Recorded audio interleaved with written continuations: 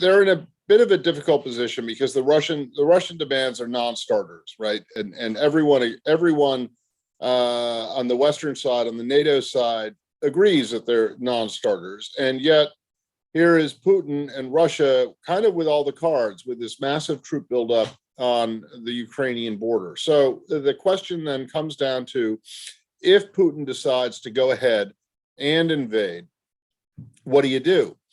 Your efforts at deterrence at that point have clearly failed, and so how do you punish Russia? And one of the big things that has been discussed is almost completely isolating Russia from the international financial system by kicking them out of something that is known as SWIFT, which is a way that banks, international financial institutions, transact and transfer money around the world.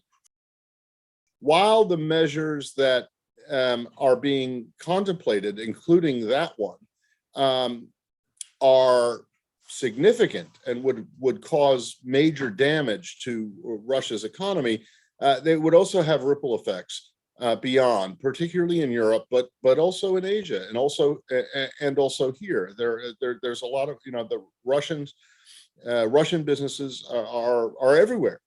We are in a globally interconnected economy now, and so you can't just do something like that and expect that it's only going to harm or punish Russia, because there will be residual damage.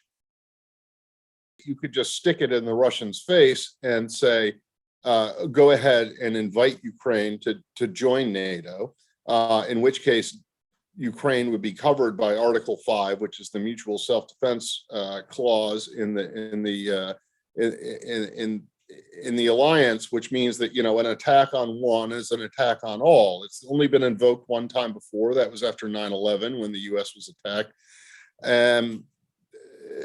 But there could be some significant resistance to that within NATO because of the likelihood, and certainly the threats that are coming from Russia toward Ukraine, and whether do we want to get involved in another kind of European war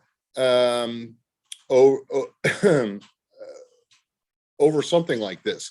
So that's one. But then there are also ideas about expanding NATO to countries, European democracies that are not currently in NATO, like Finland, which is right on Russia's border, and Sweden, which are the only of those three Nordic countries. Only Norway is currently a member of NATO.